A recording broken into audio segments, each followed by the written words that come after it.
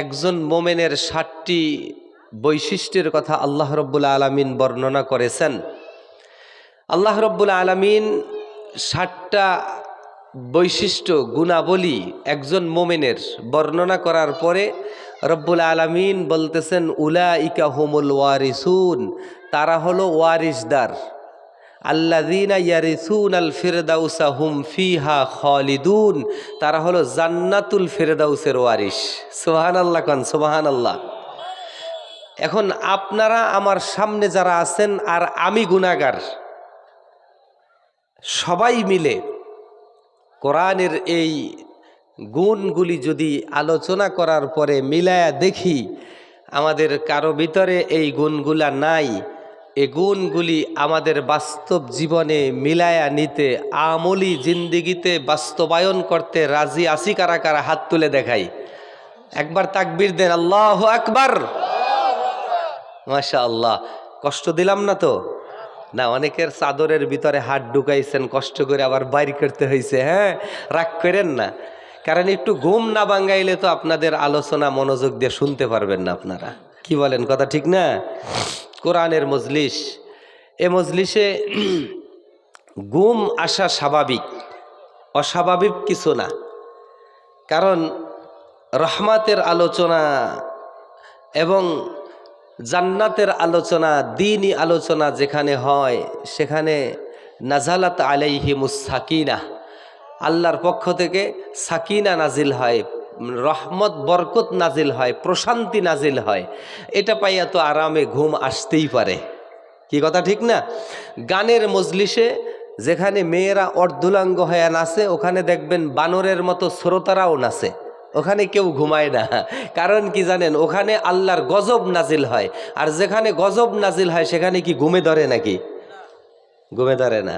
তেজন্য কোরআনের এই মজলিসে আল্লাহ সাকিনা নাজিল করেন।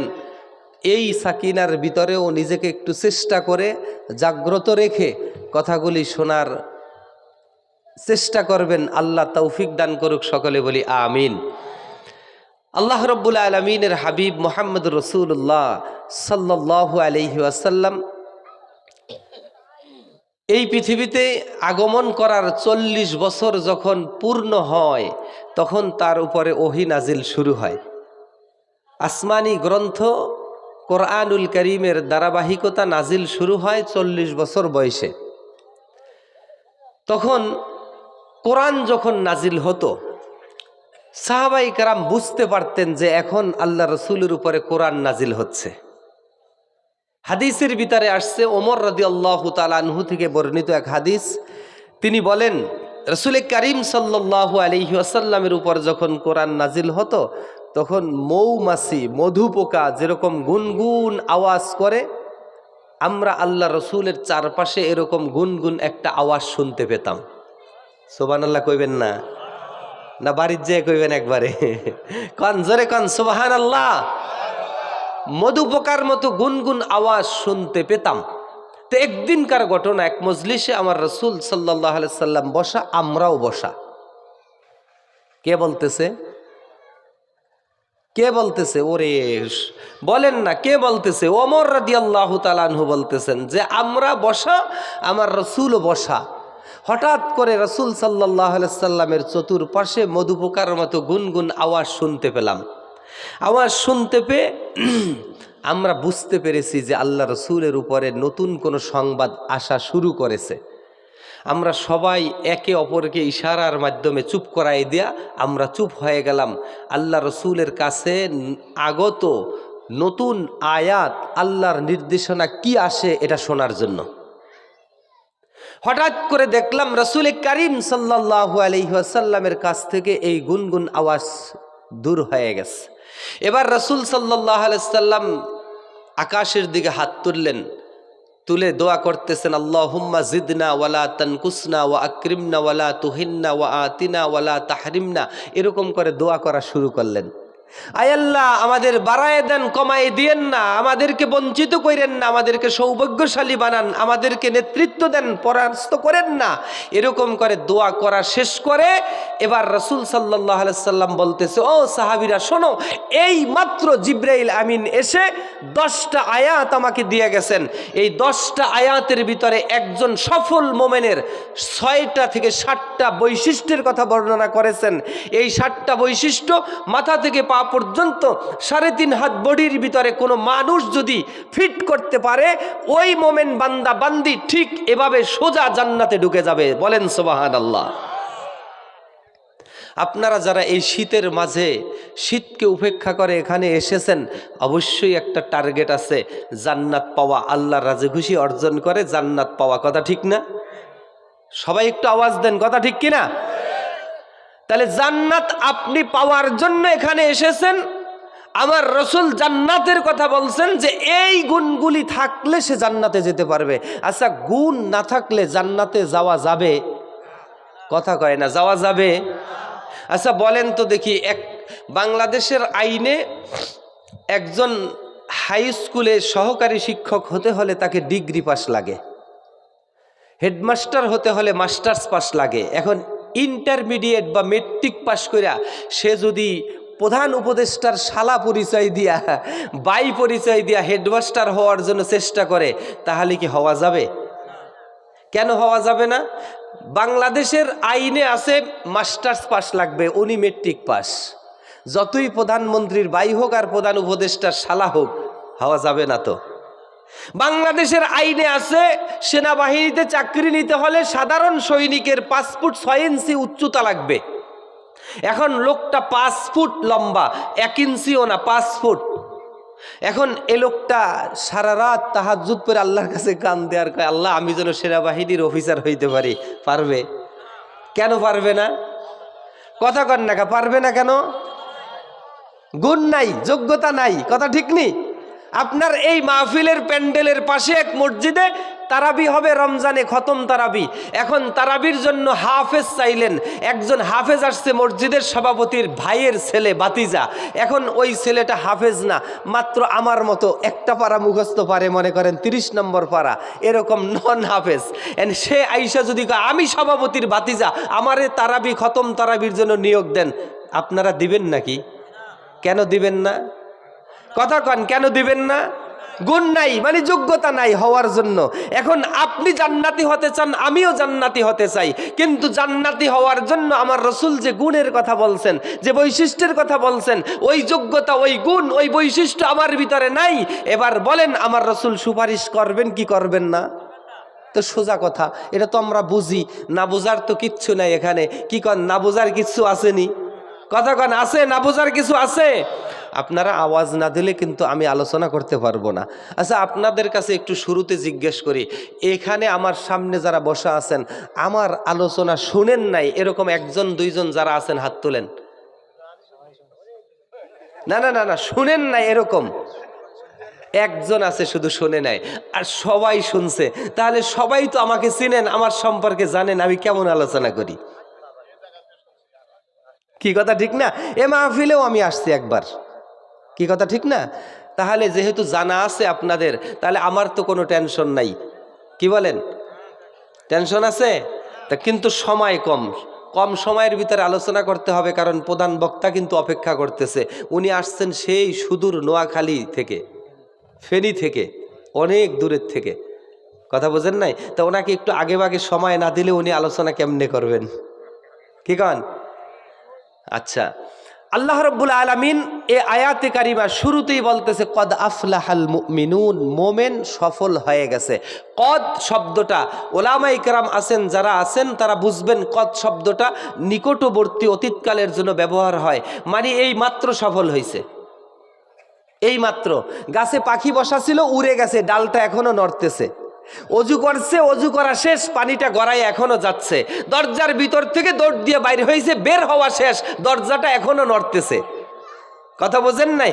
সাইকেল চালাইতেছে, প্যাডেলে পাড়া দেওয়া শেষ, পা উঠেই নিছে, কিন্তু চাক্কা এখনো ঘুরতেছে।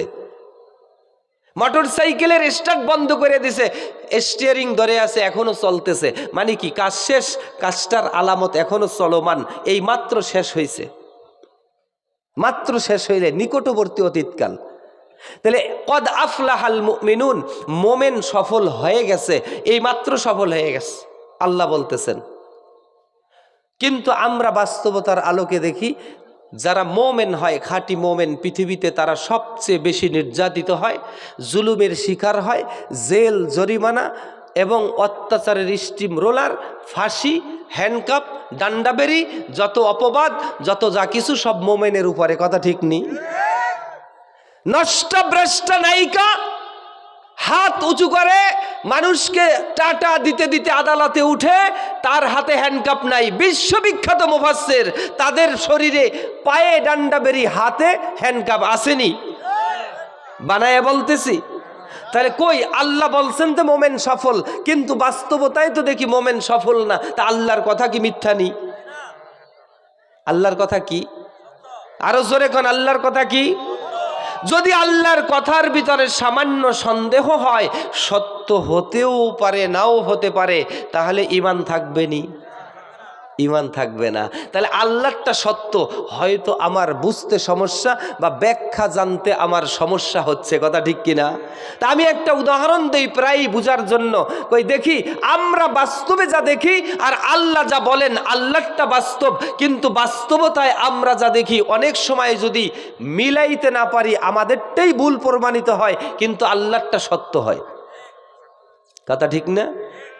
আমরা উদাহরণ দিয়ে বুঝানোর জন্য বলি যে গাভীর ওলানের ভিতর থেকে দুধ বাটের মাধ্যমে আমরা বের করে নিয়ে আসি, কিন্তু আমরা তো বাজারে গিয়া গাভী কিনতে গেলে গাভী কিনি যেটার ভিতরে ওলান বড় দেখি, ওইটার ভিতরে দুধ বেশি আছে মনে কইরা কিনি।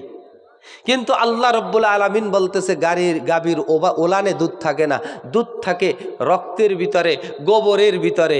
এখন রক্তের ভিতরে দুধ থাকে, গোবরের ভিতরে দুধ থাকে, হুজুর বলেন কি এটা? আরে মিয়া, আমি বলছি নাকি? এটা তো আমার আল্লাহ বলছে, মিন বাইনি দামিন ওয়া ফারসিন সাইগাল লিশারিবিন। কই শোনো, গোবরের মধ্যে, রক্তের মধ্যে থেকে আল্লাহ চুষাইয়া আল্লাহ রব্বুল আলামিন ওলানের মাধ্যমে, বাটের মাধ্যমে বের করে মানুষের সামনে আদর্শ খাবার হিসাবে উপস্থাপন করেন।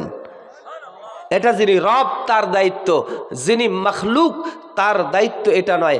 আপনি আমি পারবো না। আমরা যদি গরুর গোবরগুলা গামছায় নিয়ে চাপ দেই, এক ফোঁটা দুধও পড়বে না। রক্ত নিয়ে যদি চাপ দেই, এক ফোঁটা দুধও পড়বে না। বাস্তবতায় আসেন, রক্তের ভিতরে আর গোবরের ভিতরে দুধ থাকে, এটা আল্লাহর কথা প্রমাণের জন্য যদি বলি, যেই গরুটা 5 লিটার দুধ দেয়, দুধ দহন না কইরা আপনি গরুটা জবাই করবেন, গাভীটা জবাই করার পরে ওলানের ভিতরে 2 থেকে 250 গ্রাম দুধ পাবেন, বাকি 4.5 লিটার, 4.5 লিটার দুধ কই গো? কথা কান কই? তাহলে বালতির ভিতরে, কলসের ভিতরে যদি দুধ থাকে, পানি থাকে, এটার উপর করার সাথে সাথে যতটুকু পানি আছে সব একবারে বের হয়ে যাবে। তাহলে ওলানের ভিতরে যদি দুধ থাকতো, তাহলে গরুটা জবাই করার সাথে সাথে, ওলান কাটার সাথে সাথে সবগুলা দুধ গড়াইয়া 5 লিটার বের হইয়া জায়গাটা দুধে একদম ভিজে যাওয়ার কথা ছিল। কই, তা তো আমরা দেখি না। তাহলে কাঠটা সত্য? কথা কন, কাঠটা সত্য? আমি বুঝি না বিদায় আমি উল্টাপাল্টা মন্তব্য করি, কিন্তু সত্য কাঠটা। কিন্তু এই কথাটা যতদিন দেরি হবে মানুষের বুঝতে, ততদিন দুনিয়াতে শান্তি পাইতে তত দেরি হবে, লাঞ্ছনা, অপমান, গঞ্জনা ততদিন সহ্য করতে হবে। আমরা মানুষে এত সুন্দর করে বুঝাইয়া দেওয়ার পরে চোখে আঙ্গুল দিয়াও আমরা বুঝতে রাজি না। এই মোবাইলটা যিনি তৈরি করছেন, তিনি এই জায়গায় একটা ছিদ্র রাখছেন, বলছেন চার্জারটা এখানে ঢুকাইলে চার্জ হবে। আর একটা এখানে ছিদ্র রাখছেন, এখানে একটা লাইন ঢুকাইলে কানে দিয়া শোনা যাবে। কথা বোঝেন নাই? কি দিয়া শোনা যাবে? কানে শোনা যাবে, যেটাকে বলা হয় ইয়ারফোন। এখন ইয়ারফোনের লাইনের ভিতরে আপনি চার্জার ঢুকাইয়া 40 বছর রাইখা দেন তো দেখি চার্জ হয়নি। কথা কান না? কিংবা চার্জারের লাইনের ভিতরে ইয়ারফোন ঢুকাই দিয়া বসে থাকেন, দেখি কানের ভিতরে আওয়াজ আসে কিনা? আসবে না। কারণ কি, লাইন যেটা যেই কাজে, সেটা যিনি তৈরি করছেন তিনি বইলা দিছেন। কথা ঠিক নেই? তো মিয়া দুনিয়ায় যদি তুমি শান্তি চাও, এ কোরআন শুধু তেলাওয়াতের জন্য আসে নাই। এ কোরআনের বিষয়গুলি তোমার বাস্তব জীবনে, প্রথম ব্যক্তি জীবনে, সামাজিক জীবনে, পারিবারিক জীবনে, রাষ্ট্রীয় জীবনে যখন বাস্তবায়ন করে দিবা, তখন তোমার দুনিয়ায় শান্তি, পরকালের মুক্তি নিশ্চিত হয়ে যাবে। এ কথাগুলি আমরা রাতের অন্ধকারে দরজা বন্ধ করে নয়, আমরা প্রকাশ্যে মাহফিলে হাজারো মানুষের সামনে, দিবালোকে, গ্রামে গঞ্জে, শহরে বন্দরে, মসজিদে মাহফিলে আমরা স্পষ্টভাবে বলে যাই যে কোরআনের বিধান যতদিন কায়েম না হবে ততদিন পর্যন্ত শান্তি প্রতিষ্ঠিত হবে না। কথা ঠিক কিনা জোরে কান? আমরা তো দেখেছি পালাবো না কইয়া ব্যাং ট্যাং খালি কইরা উড়াল দিয়া পালায়ে গেছে, এরকম দেখছেন নি আপনারা? দেখছেন। কিন্তু এখন যারা আবার ক্ষমতায় আসার জন্য বৈশা আছেন, তারা এখান থেকে শিক্ষা নেন, আল আকিলু মানিত্তাযা বিগাইরিহি, বুদ্ধিমান হলো সে যে অন্যকে দেখে শিক্ষা গ্রহণ করে। সেটা কি? এরা হলো এই যে আপনিও যদি এরকম জুলুম নির্যাতন করেন, আলেম ওলামাদের উপরে স্টিম রোলার চালান এবং যারা কোরআনের দ্বারক বাহক তাদেরকে জুলুম নির্যাতনের মাধ্যমে নিষ্পেষিত করার চেষ্টা করেন, হয়তো পালাবার সুযোগটুকুও পাবেন না। কথা ঠিক কিনা জোরে কান? মিয়া তাহলে আমাকে কি করতে হবে? এটা বাস্তব জীবনে আমল করে কথা এবং কাজে মিলাইয়ে নিতে হবে। রাজি আছেন ইনশাআল্লাহ? রাজি আছেন? বিরক্ত হচ্ছেন না তো? তা আল্লাহ রাব্বুল আলামিন যে বলছেন কদ আফলাহাল মুমিনুন, মোমেন সফল হয়ে গেছে। কিন্তু সফলতা এবং ব্যর্থতার পূর্ণ মানদণ্ড দুনিয়া না, এটা মনে রাখতে হবে। সফলতা এবং ব্যর্থতার পূর্ণ মানদণ্ড হলো আখিরাত। আল্লাহ রাব্বুল আলামিন কোরআনুল কারীমের অন্য এক আয়াতের ভিতরে এভাবে বলতেছেন, ফামান জুহজিহা আনিন নার ওয়া উদখিলাল জান্নাতা ফাকাদ ফাজ ওয়া মাল হায়াতুদ দুনিয়া ইল্লা মাতাউল গুরুর। ফামান জুহজিহা আনিন নার, যাকে জাহান্নাম থেকে মুক্ত করে, ওয়া উদখিলাল জান্নাতা, জান্নাতের ভিতরে প্রবেশ করানো হলো, ফাকাদ ফাজ, সে হলো আসল সফল। জোরে চিল্লায়ে কান সুবহানাল্লাহ। তাহলে সফলতা কোন জায়গায়? কথা কন, কোন জায়গায়? যেখানে জাহান্নাম থেকে মুক্ত হয়ে জান্নাতে প্রবেশ, সেখানে সফলতা। কথা ঠিক কিনা? কিন্তু আমি যদি 100% সফলতা দুনিয়াতে চাই, হবে না। আপনারা শোনেন নাই ওলামায়ে কেরামের মুখে রাসূলের হাদিস, যে ব্যক্তি প্রত্যেক নামাজের মান করা আয়াতুল কুরসি কুল্লি দুবুরিস সালাত বাদা কুল্লি দুবুরিস সালাত, যে আল্লাহ রাসূল সাল্লাল্লাহু আলাইহি সাল্লাম বলতেছেন, যে ব্যক্তি প্রত্যেক নামাজের পরে আয়াতুল কুরসি পড়বে, ওই লোকটা মরতে দেরি, জান্নাতে ঢুকতে দেরি নাই। সুবহানাল্লাহ। তা জান্নাতে ঢুকতে তার বাধা হলো কি? মৃত্যু। জান্নাতে ঢুকতে তার বাধা কি? মৃত্যু। তাহলে মৃত্যু যেহেতু বাধা হয়, তাহলে সফলতা মৃত্যুর পরে। কি কথা ঠিক নেই? পৃথিবীর যত বড় ক্ষমতাধর, যত বড় টাকাওয়ালা, পয়সাওয়ালা বলেন, ওরাও কিন্তু দুনিয়াতে 100% সফলতার মুখ দেখেনি। বিপদে আপদে, টেনশনে, পেরেশানিতে এভাবে করেই দিন কাটাতে হয়। কথা ঠিক কিনা? তা আল্লাহ রাব্বুল আলামিন যে বলছেন কদ আফলাহাল মুমিনুন, মোমেন সফল হয়ে গেছে। এখন এই সফল হইছে মোমেন, মানে হবে, এটা নিশ্চিত, এতে কোনো সন্দেহ নাই। তবে শর্ত হলো মোমেন হতে হবে। কোন মোমেন সফল? মোমেনের পরিচয় যদি দিতে যাই, শুধু মোমেনের পরিচয় আমার রাসূল হাদিসে যে পরিচয়গুলা দিছেন, একটা একটা করে হাদিস বলবো আর অর্থ করব, খুব খেয়াল করে শুনেন, একটু মনোযোগ দিয়েন। মোমেনের পরিচয় দিয়া এরপরে মোমেনের গুণের দিকে যাব, সামনের দিকে। 6টা গুণের একটা দুইটাও যদি বলতে পারি, তাহলেও তো আল্লাহ আমাদেরকে এটা আমল করার তৌফিক যাতে দেয়, দোয়া করি। সকলে একটু চিল্লায় কন আমিন, আমিন কন আমিন। মোমেনের পরিচয়, যেই মোমেন সফল হবে। 1 নম্বরে আমার রসুল মুহাম্মদ রাসূলুল্লাহ সাল্লাল্লাহু আলাইহি ওয়াসাল্লামকে প্রশ্ন করা হলো মোমেন কাকে বলে। আমার রসুল বলতেছেন, আন তুমিনা বিল্লাহি ওয়া মালাইকাতিহি ওয়া কুতুবিহি ওয়া রুসুলিহি ওয়াল কদরি খাইরিহি ওয়া শাররিহি মিনাল্লাহি তাআলা ওয়াল বাসি বাদাল মাউত। মুমিন কাকে বলে? যে আল্লাহর প্রতি বিশ্বাস রাখে, ফেরেশতাদের প্রতি বিশ্বাস রাখে, আসমানি গ্রন্থের প্রতি বিশ্বাস রাখে, নবী রাসূলদের প্রতি বিশ্বাস রাখে, এবং তাকদীরের ভালো মন্দের প্রতি বিশ্বাস রাখে, এবং মৃত্যুর পরে আবার আল্লাহর দরবারে হাজির হয়ে দুনিয়ার সমস্ত কর্মকাণ্ডের হিসাব দিতে হবে, এই কথার উপরে বিশ্বাস রাখে। এ হলো মোমেন। এখন বিশ্বাস রাখে, বিশ্বাসটার ব্যাপারে ইমামে আজম আবু হানিফা রাহেমাহুল্লাহ বলছেন, কয় বিশ্বাসটা হলো 3 প্রকারের সমন্বয়। বিশ্বাসটা হলো কয় প্রকারের সমন্বয়? কথা বলেন, কয় প্রকারের? 3 প্রকারের। একটা হলো ইকরার বিল লিসান, মুখে বলা। 2 নম্বরে তাসদিক বিল জানান, অন্তরে বিশ্বাস করা। 3 নম্বরে আমল বিল আরকান, বাস্তব জীবনে দেখায়া দেওয়া, আমল করে দেখায়া দেওয়া। আমি মনে মনে বিশ্বাস করি যে আল্লাহ ছাড়া কাউকে আমি রব হিসাবে মানি না। আমি সাহায্য চাই আল্লাহর কাছে। সন্তান দেওয়ার মালিক আল্লাহ, আবার শাস্তি দেওয়ার মালিক আল্লাহ, রিজিক দেওয়ার মালিক আল্লাহ, বিপদ দেওয়ার মালিক আল্লাহ, আবার বিপদ দূর করার মালিকও আল্লাহ। এটা আমি অন্তরে বিশ্বাস করি, মুখেও বলি। কিন্তু এই অন্তরের বিশ্বাস আর মুখের বলাটা বাস্তবে প্রমাণ হয় নাই। কারণ আমি মাজারওয়ালার কাছে গিয়া সেজদা দিয়া আবার হাত তুলে বলছি, ইয়া খাজা মুস্কো আজা মেরে মান্নত কো পুরা কর দে। খাজা আমার মান্নত পুরা করে দাও, আমাকে একটা ছেলে দাও, আমাকে একটা মেয়ে দাও। তাহলে বোঝা গেছে কি, আমার মুখের কথা আর অন্তরের বিশ্বাস বাস্তবে মিলে নাই, আমি মোমেন হই নাই। কথা বুঝাইতে পারছি? 3টা জিনিসের সমন্বয় হতে হবে, মুখে বলা, অন্তরে বিশ্বাস করা, বাস্তবে আমল করা। আমি বিশ্বাস করি, মুখে বলি, ভাই নামাজ না পড়লে তো আল্লাহ সুপারিশ করতে রাসূলকে অনুমতি দিবেন না, আমার রাসূলও সুপারিশ করবেন না। এই কথা আমি মুখে বলি, অন্তরে বিশ্বাস আছে কিনা জানি না, অন্তরের বিষয়টা তো আল্লাহ দেখেন। কিন্তু বাস্তব অবস্থায় আমি দেখি আজান হইল, আমি বের হইয়া সোজা বাজারের দিকে চলে গেলাম, নামাজ আদায় করি নাই। তাহলে বোঝা গেছে আমি মোমেন হই নাই। কি কথা ঠিক কিনা জোরে খান?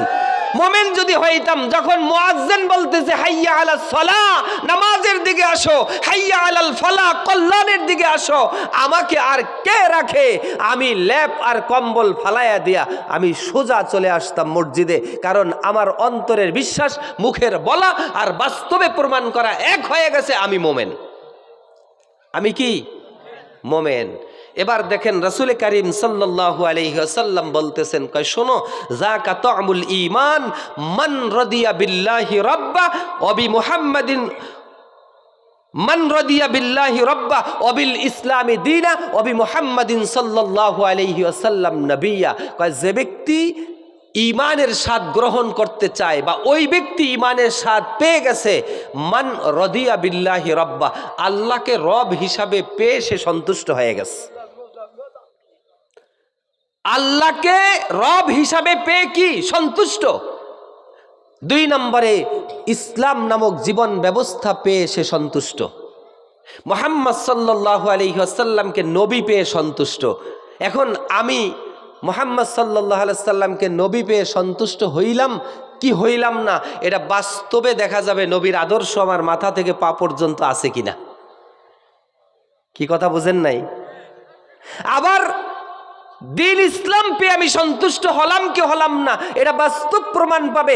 ইসলামের বিধান আমি মানি কিনা, আমার পরিবারে বাস্তবায়ন করি কিনা, সমাজে করি কিনা, রাষ্ট্রে বাস্তবায়নের জন্য চেষ্টা করি কিনা, না লেলিং মাউসেতুং এদের আদর্শ মানবরচিত বিধান বাস্তবায়নের জন্য জীবন দেই, রক্ত দেই, ঘাম জড়াই, কোনটা, এটা বাস্তবের কাজ দ্বারা প্রমাণিত হবে আমি মোমেন কি মোমেন না। কথা ঠিক কিনা? কিন্তু আমি মুখে মুখে বললাম আমি ইমানদার, আর আল্লাহ রসুল সাল্লাল্লাহু আলাইহি সাল্লাম আমাকে সুপারিশ করে জান্নাত দিয়ে দেবে, বিষয়টা এরকম। তা আমি একটা কথা প্রায়ই বলি, এই যে নির্বাচন আসতেছে না সামনে, নির্বাচন আসলে পরে দেখা যায় ইমানদার মানুষ কয়জনের ইমান আছে, একজন ভোট চাইতে আইছে, তার সাথে ওয়াদা দিছে, ভাই ভোটটা তো আপনাকেই দিব। আর একজন আইসা 500 টাকা দিছে, কয় ভোট আপনাকে দিব না, দিব কাকে? আরেকজন আইসা 1000 টাকা দিছে আর 2টা মিষ্টি খাওয়াইছে, কয় ভোট তো আপনাকেই দিব, আপনারই দিব না, দিমু কারে? আর একজন আইসা 1000-এর সাথে পানও দিছে, পান মিষ্টির সাথে পানও দিছে। কবরে বাবা রে বাবা, আপনি 3 আইটেম দিছেন, টাকা, মিষ্টি, পান, আল্লাহর কসম ভোট আপনারে দিমু। আরে ছাগল মিয়া, ভোট আপনার একটা, আপনি ওয়াদা দিছেন 4 জনের সাথে, আপনার ইমান আছে কি নাই আপনি কন্ত দেখি। কি কথা ঠিক নি? এরপরে আরো বাস্তবতায় আসেন, ওই জায়গায় তালগাছ মার্কার ক্যাম্প, ওই জায়গা বটগাছ মার্কার ক্যাম্প। তালগাছ মার্কার কর্মী আপনি, তালগাছ মার্কার স্লোগান দিলেন, সারা দিন মিটিং মিছিল পোস্টারিং সব কিছু করলেন, তালগাছ মার্কার স্লোগান দিতে দিতে দিতে দিতে মাগরিবের পর হয়ে গেছে। এরপরে বটগাছ মার্কার ক্যাম্পে গিয়ে কইছেন, ভাই সারাদিন চিল্লাইয়া গলাটা শুকায় গেছে, তাড়াতাড়ি চা মুড়ি কি আছে দেন। আপনার হাতে দিবে না পিঠে দিবে?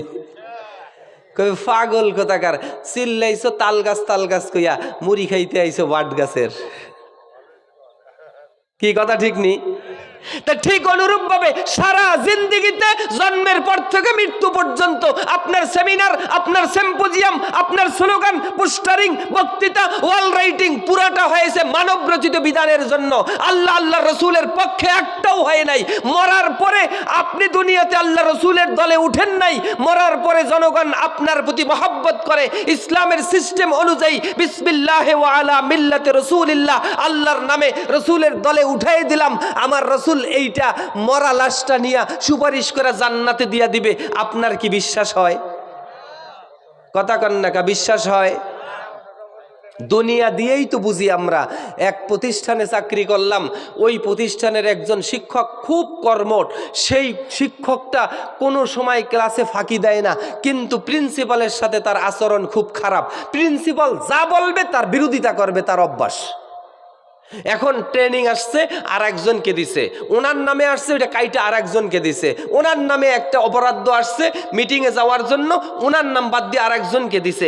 আমি মনে মনে ভাবলাম, দুনিয়ার মানুষ যদি এরকম হয় যে বিরোধিতা করলে, পক্ষে না থাকলে তার জিনিসটাও তাকে দেয় না, তাহলে আমার রসুলের পক্ষে না থাকার কারণে, আল্লাহর পক্ষে না থাকার কারণে, আল্লাহর দেওয়া বাতাস গ্রহণ করে, অক্সিজেন গ্রহণ করে, আল্লাহর দেওয়া রিজিক ভোগ করে, আল্লাহর দেওয়া সুস্থতা ভোগ করে, রসুলের তরিকা অ্যাভয়েড করে, এই লোকটা জিন্দেগি পরিচালনা করলো। এবার মারা যাওয়ার পরে আমার রসুল তাকে সুপারিশ করবেন আর জান্নাত দিয়ে দিবেন। এটা তো আশায় দুরাশা ছাড়া আর কিচ্ছু না। কথা ঠিক কিনা জোরে কন? আপনার বিবেক কি বলে? দিবে? সুপারিশ করবে? কি বলেন, সুপারিশ করবে? তাহলে আমার রান্নাঘর থেকে বঙ্গভবন পর্যন্ত জীবনের বাঁকে বাঁকে, জীবনের গোসায় গোসায়, প্রতিটি পরতে পরতে আমার রসুলের বাস্তব জীবনের আদর্শ। এমন না যে হুজুররা গলাবাজি কইরা বইলা গেছে, আমার রসুল বাস্তবতায় দেখান নাই। না, এই কোরআন দিয়ে রাষ্ট্র পরিচালনা করে আমার রসুল দেখাই দিয়ে গেছেন রাষ্ট্র কেমনে পরিচালনা করতে হয়। এই কোরআন দিয়া বিচার ফয়সালা করে দেখাই দিয়ে গেছেন কিভাবে বিচার ফয়সালা করতে হয়। এই কোরআন দিয়া বিচার ফয়সালার ক্ষেত্রে গিয়া বলছেন, লাউ কানাত বিনতি ফাতেমা লাসারাকাত লাকাতাতু ইয়াদাহা, আমার মেয়ে ফাতেমা যদি চুরি করত আমি নিশ্চিত তার হাত কেটে দিতাম। আমি বৈষম্যমূলক কোনো আচরণ পছন্দ করি না, যে অপরাধী তার শাস্তি হোক, এটাই কায়েম করেছেন আমার রসুল। এমনটা যদি আমরা বাস্তবায়ন করতে না পারি, চেষ্টাও না করি, তাহলে কিয়ামতের ময়দানে রসুলের সুপারিশ কামনা কেমনে করব? বিবেক কি বলে একবার চিন্তা করার সময় এসেছে। কথা ঠিক কিনা জোরে কন? লক্ষ লক্ষ টাকা খরচ করে মাহফিল আয়োজন করে, হুজুরদের হাদিয়া দিয়া, প্যান্ডেলের খরচ দিয়া, মাইকের ভাড়া দিয়া, লাইটিং কইরা এই মাহফিল কইরা যদি কিছু মানুষের চরিত্র পরিবর্তন না হয়, এই মাহফিল সার্থকতায় আসবে না। কথা ঠিক কিনা জোরে কন? অন্ততপক্ষে অল্প কিছু মানুষ হলেও এখান থেকে প্রতিজ্ঞাবদ্ধ হয়ে বের হতে হবে। না, এতদিন পর্যন্ত যেভাবে চলছি এমনটা হবে না। এখন থেকে আমার বাস্তব ব্যক্তি জীবন থেকে শুরু করে সামাজিক জীবন, পারিবারিক জীবন, রাষ্ট্রীয় জীবন, সকল ক্ষেত্রে আদর্শ হবে মুহাম্মদ সাল্লাল্লাহু আলাইহি সাল্লাম। লেনিন, কার্ল মার্কস, মাও সেতুং আর মানব রচিত কোনো বিধান আর কোনো সল্টু বল্টু নাপাক কোনো মানুষ আমার আদর্শ হবে না, আমার আইডল হবে না। আমার একমাত্র আইডল হবে মুহাম্মদুর রাসূলুল্লাহ সাল্লাল্লাহু আলাইহি ওয়াসাল্লাম। কথা ঠিক কিনা জোরে কন? রাজি আছেন ইনশাআল্লাহ? আমার রসুল সাল্লাল্লাহু আলাইহি ওয়াসাল্লামের চরিত্রের ভিতরে কেউ খুদ দেখতে পারে নাই, ধরতেও পারে নাই। এমন সিস্টেম করে রব্বুল আলামিন আমার রসুলকে বাস্তবায়ন করেছেন, পৃথিবীতে বসবাসের সুযোগ করে দিয়েছেন। একটা চুল পরিমাণ দোষ আমার রসুলের ভিতর থেকে কেউ বের করতে পারে নাই, কিয়ামত পর্যন্ত পারবেও না। তাহলে এমন ব্যক্তিই তো হবে আমার আদর্শ। কি বলেন? কথা ঠিক কিনা? এমন ব্যক্তি আদর্শ হবে না? দেখেন আমার রসুল মুহাম্মদুর রাসূলুল্লাহ সাল্লাল্লাহু আলাইহি ওয়াসাল্লাম বলতেছেন, কয় শুনে রাখো দুনিয়ার মানুষ, সালাসু মান কুন্না ফীহি ওয়াজাদা হালাওয়াতাল ঈমান। কয় তিন শ্রেণীর মানুষ ঈমানের স্বাদ পেয়েছে। কয় শ্রেণীর মানুষ? ইমানের মিষ্টতা, ইমানের স্বাদ তারা পেয়েছে তিন শ্রেণীর মানুষ। এক নম্বর, আইয়াকুন আল্লাহ ওয়া রাসূলুহু আহাব্বা ইলাইহি মিম্মা সিওয়াহু, আল্লাহ এবং আল্লাহর রাসূল হলো তার কাছে সবচেয়ে প্রিয়, এর ব্যতিক্রম আল্লাহ আল্লাহ রাসূলের চেয়ে ভালোবাসার মূর্ত প্রতীক পৃথিবীতে আর কেউ নেই। আমার সর্বোচ্চ ভালোবাসার ব্যক্তি মুহাম্মদ সাল্লাল্লাহু আলাইহি সাল্লাম, এটা যদি কেউ মেনে নিতে পারে এক। দুই নম্বরে, ওয়া আইয়ুহিব্বাল মারআ লা ইউহিব্বুহু ইল্লা বিল্লাহ, কোন ব্যক্তি যদি আমি ভালোবাসি কোনো ব্যক্তিকে, সেটা আল্লাহর জন্য ভালোবাসবো, আল্লাহর রাসূলের রাজি খুশির জন্য, আল্লাহর রাজি খুশির জন্য ভালোবাসবো, দুনিয়ার কোনো চাওয়া পাওয়ার জন্য ভালোবাসা না। যেমন দেখেন, একজন ইমানদার 5 ওয়াক্ত নামাজ আদায় করে, আস্তে আওয়াজ করো, একজন ইমানদার 5 ওয়াক্ত নামাজ আদায় করে, এরকম একজন ইমানদার যদি অপরিচিত একটা এলাকায় যায়, ওই এলাকায় গিয়া যদি আরেকজন নামাজি লোককে দেখা কি ভালো লাগে না খারাপ লাগে? মনে করে যে আমার দলের একটা লোক আছে এখানে, কি কথা ঠিক না? ওই লোকটাকে যদি কেউ গালাগালি করে, বকাবাজি করে, তা অন্তরে ব্যথা লাগে। যেমন ফিলিস্তিনের মুসলমানদেরকে মারতেছে, আমরা এখানে বসে চোখের পানি ছেড়ে দোয়া করি আর বলি, আল্লাহ আমাদের তো ক্ষমতা নাই, ওখানে যাব যুদ্ধ করব, ওই শক্তি সামর্থ্য নাই, ওই অ্যাবিলিটি আমাদের নাই, ওই ক্ষমতা আমাদের নাই, আল্লাহ আমাদের দোয়া ছাড়া কোনো উপায় নাই, মেহেরবানি করে আমার ওই ভাইদেরকে আপনি নুসরাত করেন, সাহায্য করেন। আমরা বলি কি বলি না? কেন বলি? আমাদের দ্বীনি ভাই, আমাদের মহব্বত ভালোবাসা আল্লাহর জন্য তাদের প্রতি। আমার রাসূল তো এটাই বলছেন। 3 নম্বরে বলতেছেন যে ও আইয়াকরাহা আইয়াউদা ফিল কুফরি কামা ইয়াকরাহু আইয়াকযাফা ফিন্নার, কয় দিন ইসলাম থেকে ফিরে মানবরচিত বিধানের দিকে, দ্বীনের বাহিরে ভিন্ন ধর্মে ফিরে যাওয়াটাকে এমন অপছন্দ মনে করবে, আগুনে ঝাঁপ দেওয়া যেমনটা অপছন্দ করে। এখানে যারা আমার সামনে আছেন, আগুন জ্বলতেছে সামনে, আগুনের ভিতরে ঝাঁপ দিয়ে পড়বেন স্বেচ্ছায় সজ্ঞানে, এরকম কেউ আছে নাকি এখানে? কেউ নাই। পিটাইলেও পড়তে চাইবে না, চেষ্টা করবে দূরের দিকে চলে যাওয়ার, আর এক দিকে যাওয়ার জন্য। আমার রাসূল বলতেছেন, ইসলাম ছাড়া অন্য আদর্শের দিকে যাওয়াটাকে এমন অপছন্দ করবে, আগুনে ঝাঁপ দেওয়াটাকে যতটা অপছন্দ করে। এই 3টা বৈশিষ্ট্য যার ভিতরে থাকবে, সে সত্যিকার অর্থে মোমেন, ইমানদারের ইমানের স্বাদ সে পুরা পেয়ে গেছে। সুবহানাল্লাহ, সে ইমানদার। এখন আমরা তো মুখে বলি ইমানদার, বাস্তবে কি দেখি না? আর একজন যখন দেখি যে একটু ভালো, মানে ইসলাম ছাড়া ভালো চলতেছে, সুদে টাকা নিয়ে খুব সুন্দর মুছে মাছে চলতেছে, বাড়ি গাড়ি কইরা ফেলাইছে, ঘুষ টুস নিয়ে নিছে, আর একজনের জমিন লাইল ঠেইলা সে বড়লোক হয়ে গেছে। এখন ওইটা দেখার পরে ইসলাম কি নিষেধ করলো না নিষেধ করলো না, ওইটা না দেখা আমিও গোপনে গোপনে সুদে টাকা লাগানো শুরু কইরা দিলাম। আমি কি ইমানদার? কথা কান, আমি কি ইমানদার? অসংখ্য ইমানদার আছে, এই এলাকায় না থাকতে পারে, আমার এলাকায় আছে। তারা বাবা মারা গেছে, বাবার রেখে যাওয়া সম্পত্তি বোনদের কাছে বুঝায় দেয় না, ভাইদেরকে দেয় না। শক্তি আছে, ক্ষমতা আছে, দখল করে বসে রয়েছে। আসেনি? কথা কান না, আসেনি? আবার কি করে, একজন লোককে দেখলাম, যেই লোকটাকে আমি সত্যিকার অর্থে একজন খাঁটি মোমেন মনে করতাম, দেখতাম প্রত্যেক নামাজের পরে, নামাজের আগে, সুন্নতের পরে, ফরজের আগে, সুন্নত আজান এবং একামতের মাঝখানে দোয়া কবুল হয়, প্রায়ই দেখতাম মোনাজাত দিয়ে ফেল করে কাঁদে। মোনাজাতের পরে, নামাজের পরে অনেকক্ষণ বৈশা তাসবিহ তাহলিল পড়তো, আবার কাঁদে। হজও করে আসছে, স্ত্রী সহ হজ করে আসছে।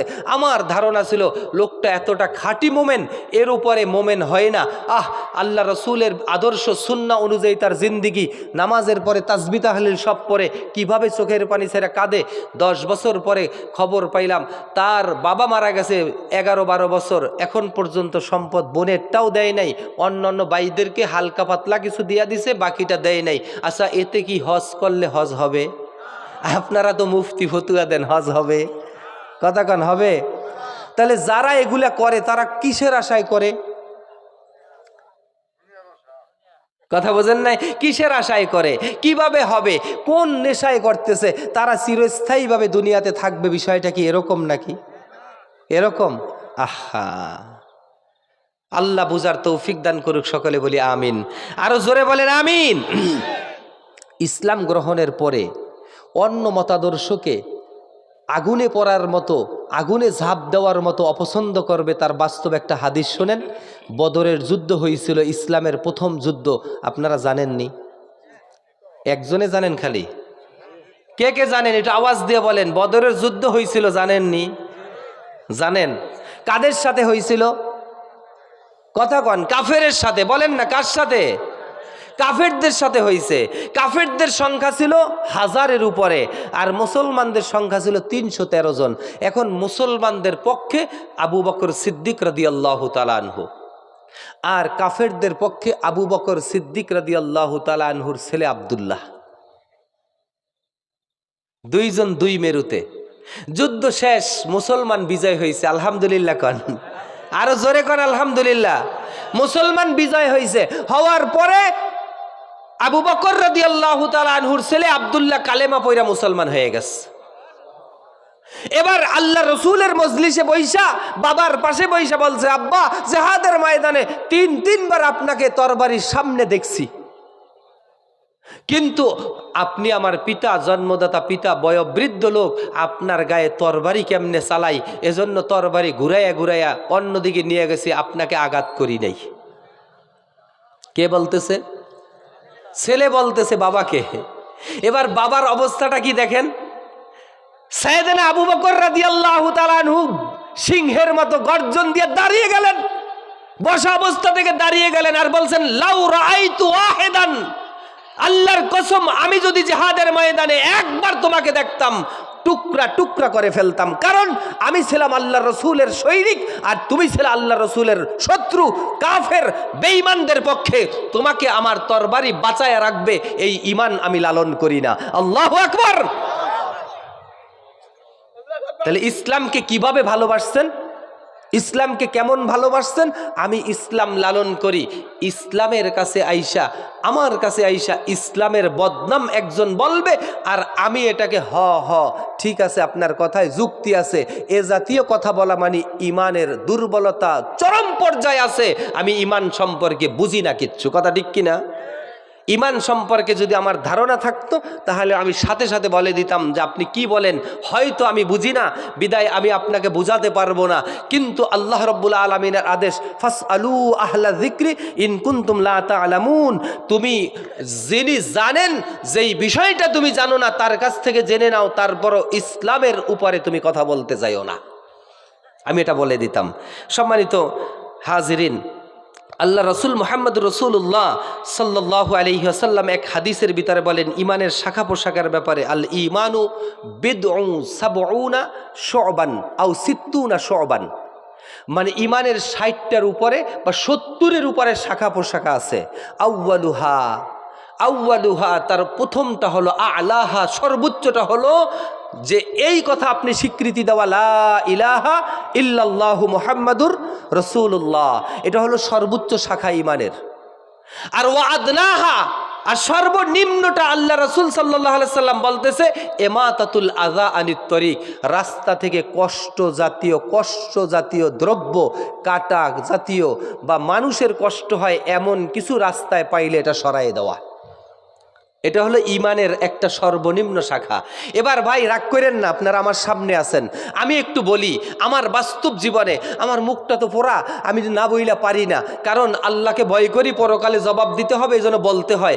আমি আমার জীবনে একবার আর দুইবার না, গতকালকেও দেখছি, গত পরশু দিনও দেখছি যে আচ্ছা এই যে রাস্তা, এই রাস্তাটা হলো জনগণের জন্য, আপনার বাড়ির পাশের রাস্তাটা ওটা হলো এর পরের যে বাড়িগুলা এদের জন্য এই রাস্তাটা, কথা ঠিক না? এখন আপনার গরুটা যে রাস্তার উপরে বাইন্দা রাখলেন, এখানে যে গোবর পায়খানা করতেছে, পেশাব করতেছে, গোবর পইরা রইছে, এরপরে পাঞ্জাবিটা এরকম উপরের দিকে উঠাইয়া যাইতে হয়, এরপরে খেয়াল রাখতে হয় গোবর পায়ে লাগে কিনা, এরপরে লম্বা পাড়া দিয়ে যাইতে হয়, কাদার ভিতরে পেশাবের ভিতরে পায়ে লাগে কিনা, এজন্য। আচ্ছা এবার আপনি বলেন, আপনি যে রাস্তার কাটাযুক্ত খাবার মানে জিনিসগুলা যেগুলি সরাই দিবেন ইমানের সর্বনিম্ন অঙ্গ, এইটাকে আপনি কি করলেন, নিজে ইচ্ছায় স্বেচ্ছায় সজ্ঞানে আরো মোমেনের কষ্টের কারণ হইয়া গরু গোবর পেশাব চনা রাগাই দিলেন। এবার আপনি বলেন ইমানদার আছেন কি নাই? আমি এরকমও দেখছি যে এই যে ঘরটা, এই ঘর, এই যে মাইকটা যেখানে মনে করেন এখানে আপনার ঘর, এই পিছনের ঘরটা হলো আপনার ছোট ভাইয়ের, এই পাশের পুরা জমিটা আপনার, এই পাশ দিয়ে মাত্র 4 ফিট রাস্তা, আপনি টিউবওয়েলের লাইনটা দিয়ে দিয়েছেন রাস্তার উপরে, এখানে পানি জমা থাকে, কিন্তু আপনি ইচ্ছা করলে টিউবওয়েলের লাইনটা, পানির লাইনটা ওই পাশে আপনার জমিতে দিতে পারতেন, কিন্তু আপনি করেন নাই, আপনি হাজী সাহেব। অথচ আমার রাসূল বলছে ইমাতাতুল আযা আনিত তরিক, রাস্তা থেকে কষ্ট যায় মানে জাতীয় দ্রব্যগুলা সরাইয়া দেওয়া, এটা হলো কি ইমানের সর্বনিম্ন অঙ্গ। বুখারী শরীফের এক হাদিসে আসছে, এক লোক রাস্তা দিয়ে হেঁটে যাচ্ছে, রাত্রিবেলা একটু ঝড় তুফান হয়েছে। আমাদের দেশে ঝড় তুফান হইলে গাছের ডালা ডোলা কাইটা পড়ে না, ভাঙ্গা পড়ে না ভাই, পড়ে নাকি? এখন সকালবেলা রাস্তা দিয়ে হেঁটে যাচ্ছে, ফারা শাজারাতান শাউকিয়াতান, তিরমিজির হাদিস, বুখারীতেও আসছে হাদিসটা, সুনানে আবু দাউদের ভিতরেও আসছে যে একটা কাঁটাযুক্ত গাছের একটা ডালা রাস্তার উপরে পড়ে রয়েছে। এখন ওই কারণে মানুষ ঘুরে যায়, সোজা যেতে পারে না রাস্তার উপরে দিয়া। লোকটা দেখা বাড়ির থেকে একটা দা বড়ি এনে রাস্তা থেকে কাঁটাযুক্ত ডালাটা কেটে সরাইয়ে দিছে। আমার রাসূল বলতেছেন ছোট্ট এই কাজটার কারণে আল্লাহ তাকে মাফ করে জান্নাতি বানাই দিছে। আমার রাসূল বলছেন, আমি বলি নাই, আমি বলি নাই, কে বলছেন? কথা বলেন, কে বলছেন? আমার রাসূল বলছেন। কাঁটাযুক্ত গাছটা সরাইয়া জনগণের উপকার করে দিছে, হাঁটার জায়গা ক্লিয়ার করে দিছে। আর আমাদের দেশের কন্ট্রাক্টররা তারা 5 কোটি টাকা বরাদ্দ পাইছে, মনে করেন 10 কিলোমিটার রাস্তা, 5 কিলোমিটার রাস্তা করার জন্য। এখান থেকে সচিব, এখান থেকে এমপি, সেখান থেকে মন্ত্রী, এখান থেকে চেয়ারম্যান, সবাই একটা একটা করে চাটা দিতে দিতে টাকা চলে আসছে 2 কোটিতে, 3 কোটি শেষ। এবার রাস্তার পিচ দিয়া ওই পাশ দিয়া 1 কিলোমিটার আসতে আসতে চামড়া নাই, বড় বড় গর্ত হয়ে গেছে। এবার আবার পরবর্তী 3 বছর 5 বছর পর টেন্ডার হবে। এই 4-5 বছর পর্যন্ত এই রাস্তায় মানুষ কষ্ট করতেছে, বড় বড় গর্ত। তাহলে রাস্তা থেকে কষ্ট জাতীয় দ্রব্য সরাইয়ে দেওয়া, এটা ইমানের সর্বনিম্ন অঙ্গ। আর আমি কন্ট্রাক্টর সাহেব, আমি এমপি মন্ত্রী চেয়ারম্যান সাহেব, আমি রাস্তায় গর্ত বানানোর জন্য কারণ হলাম আমি নিজে, তাহলে আমার ইমান আছে কি নাই দেখেন। আমার কথা বুঝেন আপনারা? রাগ করেন না তো আপনারা? বুঝতে পারছেন? আমার রাসূল সাল্লাল্লাহু আলাইহি সাল্লাম এই হাদিসের সর্বশেষ বলছে, কয় শোনো, ওয়াল হায়াউ শু'বাতুম মিনাল ঈমান, কয় লজ্জাশীলতা, হায়া, এটাও একটা ঈমানের অঙ্গ।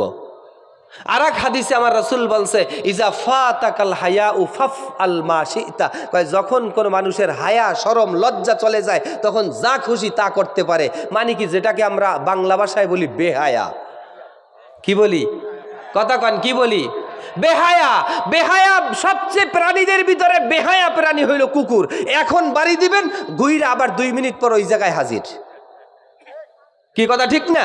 তাহলে একটা মানুষ যখন হায়া না থাকে, বেহায়া হয়ে যায়, তখন কুকুরের চেয়ে নিকৃষ্ট হয়ে যায়, কুকুরের চেয়ে নিকৃষ্ট হয়ে যায়। এই লোকটা মারাত্মক অপরাধে ধরা পড়ছে, সবাই সমালোচনা করতেছে, এরপরও ওর লজ্জা হয় না, আবার ওইটাই করে। এক প্রিন্সিপাল নিয়োগে ঘুষ নিছে, ঘুষ, পিওন নিয়োগ দিয়া 4 লাখ টাকা ঘুষ নিছে। এখন বৈষম্য বিরোধী আন্দোলনকারী ছাত্ররা 5ই আগস্টের পরে আন্দোলন কইরা ওই প্রিন্সিপালের চাকরি নট করে দিছে। কথা বোঝেন নাই? এখন আর এক প্রিন্সিপাল, উনি মনে করেন 2 লাখ আর 4 লাখ না, কমপক্ষে 50-60 লাখ টাকা খাইছে 5-10 বছরে। এখন এই প্রিন্সিপাল ওই প্রিন্সিপালের পক্ষ নিয়ে আরেকজনের কাছে বলতেছে, কি খাইয়া ফেলাইছে, কি খাইয়া ফেলাইছে, 2-4 লাখ টাকা খাইলে চাকরি যায়? এটা কি চাকরি যাওয়ার মতো? কথা বোঝেন নাই? বলতেছে কি খাইয়া ফেলাইছে, হ্যাঁ, মানে কি এটা খায় নাই। অথচ যদি সত্যিকার অর্থে সে ইমানদার হতো, তাহলে সে 1টা টাকা যদি হারাম আসতো, তাহলে চিন্তা করতো যে এটা তো হারাম, এই 1টা টাকাই তো আমার জন্য জাহান্নামী হয়ে যাব, আমি নাজাতের উসিলা আমার হবে না। কথা ঠিক কিনা? এটা কি আমার বানানো কথা? হাদিসটা শুনেন, আমার রাসূল সাল্লাল্লাহু আলাইহি সাল্লাম বলতেছেন, মানিশতারা সাউবান বিআশারাতি দারাহিম, কোনো ব্যক্তি 10 টাকা দিয়ে একটা কাপড় কিনলো, কয় টাকা? আপনারা মনে রাগ করতেছেন, কথা কন না যে, জোরে কন, কয় টাকা? মানিশতারা সাউবান বিআশারাতি দারাহিম, কোন ব্যক্তি যদি 10 টাকা দিয়ে একটা কাপড় ক্রয় করে, ওয়া ওয়াহিদিম মিনহুমা হারামুন, টাকা যদি হয় হারাম, 1 টাকা হারাম কিসের সুদের, হারাম কিসের ঘুষের, হারাম কিসের আত্মসাৎ করা, হারাম কিসের অন্যের টাকা জোর করে নিয়ে যাওয়া, এটা হারাম। যে আল্লাহ রাসূল মুহাম্মদ রাসূলুল্লাহ সাল্লাল্লাহু আলাইহি সাল্লাম বলতেছেন, মানিশতারা সাওবান বিআশারাতি দারাহিম, যে ব্যক্তি একটা কাপড় কিনলো 10 টাকা দিয়া, ওয়া ওয়াহিদিম মিনহুমা হারামুন, 10 টাকার ভিতরে 1 টাকা হারাম। কয় টাকা হারাম? জোরে কোন, কয় টাকা হারাম? তাহলে বেশি হারাম না বেশি হালাল? 9 টাকা হালাল, 1 টাকা হারাম। তাহলে হালাল বেশি, হারাম কম। আমার রাসূল সাল্লাল্লাহু আলাইহি সাল্লাম বলতেছেন, আহা কি সুন্দর কথা বলতেছেন, লাম ইয়াকবালুল্লাহু লাহু সালাতাহু মা দামা আলাই, এই কাপড় পইরা যতদিন পর্যন্ত নামাজ আদায় করবে একটা সেজদাও তার কবুল হবে না, একটা সেজদাও তার কবুল হবে না। তা আমি বুঝানোর জন্য বলি, মনে করেন রাস্তা দিয়ে হেঁটে যাচ্ছেন, গরুর পেশাব লাগছে, পায়খানা লাগছে কাপড়ে, আপনার মানুষের পেশাব পায়খানা লাগছে, এখন ওই কাপড়টা আপনি সুন্দর করে ডিটারজেন্ট পাউডার দিয়ে ধুইলেন, পরিষ্কার হয়ে গেল, কিন্তু এই টাকা দিয়ে যদি হারাম টাকা দিয়ে কাপড়টা কেনা হয়, পরিষ্কার হবে বটে, পবিত্র হবে না, কিন্তু ইন্নাল্লাহা তাইয়্যিবুন লা ইয়াকবালু ইল্লা তাইয়্যিবা, আল্লাহ পবিত্র, পবিত্র ছাড়া কোনো কিছু গ্রহণ করেন না, আল্লাহ পবিত্র ছাড়া গ্রহণ করবেন না। আমি আমার আলোচনা এখানেই ইতি টানছি। ওমা আলাইনা ইল্লাল বালাগ। আসসালামু আলাইকুম ওয়া রাহমাতুল্লাহি ওয়া বারাকাতুহু।